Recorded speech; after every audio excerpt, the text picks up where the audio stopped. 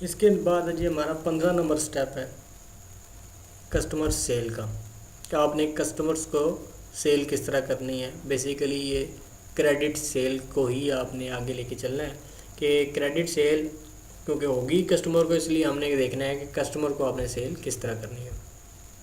Customer को cell करने का तरीका ये है जी कि बिल आपने उसी तरह बनाना है जिस तरह आप नॉर्मल बिल बनाते हैं।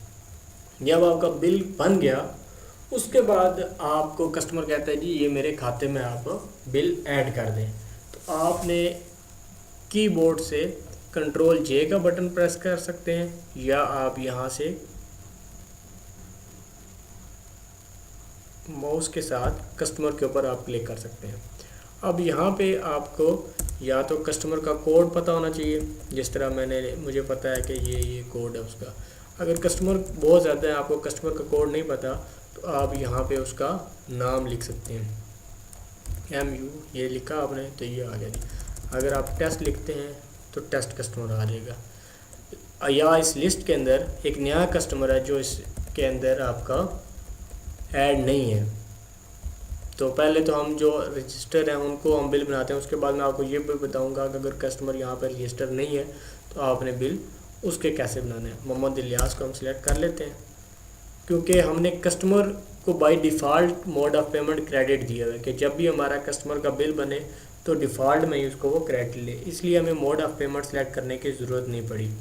लेकिन अगर आपके सिस्टम के अंदर by default credit mode select नहीं हुआ, आप कस्टमर का बिल बनाने के बाद मोड ऑफ़ पेमेंट में जाके यहाँ से आप क्रेडिट सेलेक्ट करेंगे। पेमेंट में आप जितनी बिल का टोटल होगा सिस्टम इतनी पेमेंट खुद लिख देगा। आप यहाँ पे बिल बनाएंगे, इसी तरह बिल के ऊपर मोहम्मद इलियास आ जाएगा, ग्रैंड टोटल आ जाएगा, नेट पेएबल आ जाएगा, पेमेंट आ जाएगी और उसका बैलेंस आ जाएगा। ओल्ड बैलेंस अगर होगा तो यहाँ पे ओल्ड बैलेंस भी आ जाएगा। ये तो हमारा कस्टमर था जी जो हमने ऑलरेडी क्रिएट किए हुए हैं। अगर कोई ऐसा कस्टमर है जिसका नाम आपने इमरान साहब आ जाते हैं जी, वो कहते हैं जी मेरा बिल बनाएं। अब आपको पता है कि इमरान साहब आपके पास ऐड नहीं है। उसका एक तरीका तो ये है कि आप यहाँ से, आपको पहले से ही पता है तो आप यहाँ से ऐड करें, उस कस्टमर का कोड लिखें, जो भी उसका कोड है उसका नाम लिखें, उनका मोबाइल नंबर आप मेंशन करना चाहें तो मोबाइल नंबर मेंशन करें और यहाँ से आप उसको अपडेट कर दें। दूसरा तरीका ये है कि क्योंकि नॉर्मली ये होता है कि आप जब कस्टमर कंट्रोल जे प्रेस कर लेते हैं उसके बाद आप देखते हैं जी कस्टमर का नाम इमरान आप लिखते हैं तो इमरान नहीं है। तो यहाँ पे अगर आपको पता चलता है तो आपने इसके ऊपर आके तो आपने कस्टमर का फॉर्म ओपन करना है। तो आपने, मैं दोबारा रिपीट कर देता हूँ, कस्टमर कोड के ऊपर F6 की प्रेस करेंगे। जब आप F6 की प्रेस करेंगे तो यहाँ पे आपके सामने ये फॉर्म ओपन हो गया। आपने यहाँ लिखना है इमरान साहब ICRC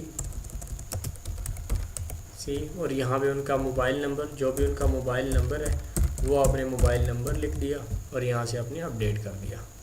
ये आपका नया कस्टमर ऐड हो गया और यहाँ से आपने इमरान साहब आ गया, ओके किया आपने, यहाँ से ओके किया, पेमेंट आ गई, आपने एंटर प्रेस किया, ये अब इमरान साहब के खाते में बिल बन गया। ये था जी हमारा 15 नंबर स्टेप, कस्टमर को सेल कैसे करनी है और क्रेडिट मोड ऑफ पेमेंट। इसके बाद आ जाते हैं जी मल्टी MOP। मल्टी MOP आजकल बहुत ज़्यादा यूज़ हो रहा है।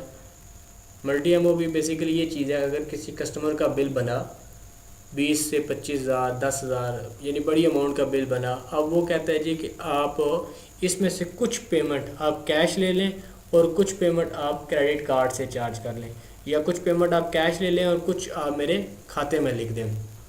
क्योंकि नॉर्मली लोग इतनी कैश साथ कैरी नहीं करते कि वो आपको कैश दे दें। अगर कभी भी एक बिल की पेमेंट को मल्टी मोड ऑफ पेमेंट में तोड़ा जाए तो उसके लिए आपने यूज़ करना है मल्टी MOP। यानी कि कोई भी कस्टमर पूरा बिल ना तो वो क्रेडिट पे शिफ्ट करवा रहा है, ना ही वो पूरी पेमेंट दे रहा है, या वो कैश और क्रेडिट कार्ड को मिक्स करके आपको पेमेंट दे रहा है, तो उसके लिए आपने मल्टी MOP को यूज़ करना है। मल्टी MOP को आपने यूज़ किस तरह करना है, उसके लिए आपने इसी तरह बिल बनाना है जिस तरह आप बिल बना रहे हैं। मैं एक बिल बना देता हूँ जी। उसके बाद आपने ये कर लिया प्लस करके मैं इसकी थोड़ी सी अमाउंट ज़्यादा करने के लिए क्वांटिटी ज़्यादा कर देता हूँ। अब 2205 रुपये बन गए। अब कस्टमर कहता है जी कि आप ऐसा करें कि 1000 रुपये आप कैश ले लें और बाकी जो है ना 1205 रुपये आप मेरे क्रेडिट कार्ड से चार्ज कर लें। तो उसके लिए सबसे पहले आपको आना पड़ेगा कंट्रोल जे पे। आपने कंट्रोल जे प्रेस किया और यहाँ से आपने कस्टमर सेलेक्ट किया। अगर वो कस्टमर आपको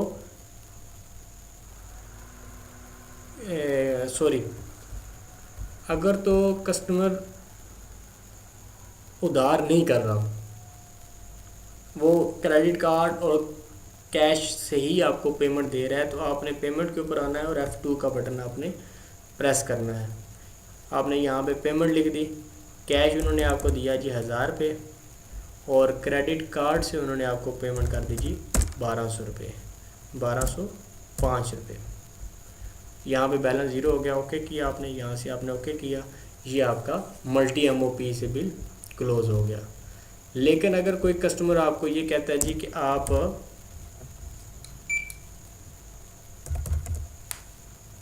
3000 में से 1000 रुपये आप मुझसे कैश ले लें और 2000 आप मेरे खाते में लिख दें, तो उस केस के अंदर आपको कस्टमर लाजमी सिलेक्ट करना होगा। आपने पहले कंट्रोल जे प्रेस करना है।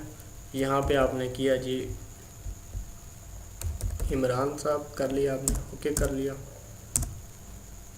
यहाँ पे जब पेमेंट के ऊपर आएंगे आपने एंटर की प्रेस नहीं करनी। अगर एंटर की प्रेस कर देंगे इसके बाद, तो ये आपका पूरे का पूरा बिल क्रेडिट के ऊपर चला जाएगा। आपने पेमेंट के ऊपर आगे F2 का बटन प्रेस करना है।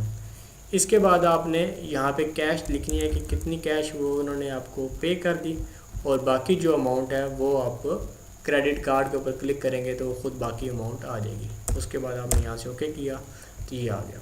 ग्रैंड टोटल ये था जी, ओल्ड बैलेंस ये था, नेट पेएबल उनका ये बन गया। पेमेंट उन्होंने आपको 1000 रुपीज़ की, न्यू उनका बैलेंस ये बन गया, ओल्ड बैलेंस उनका ये था। तो ये पूरी डिटेल इमरान साहब की इसी बिल के ऊपर आपको नज़र आ जाएगी।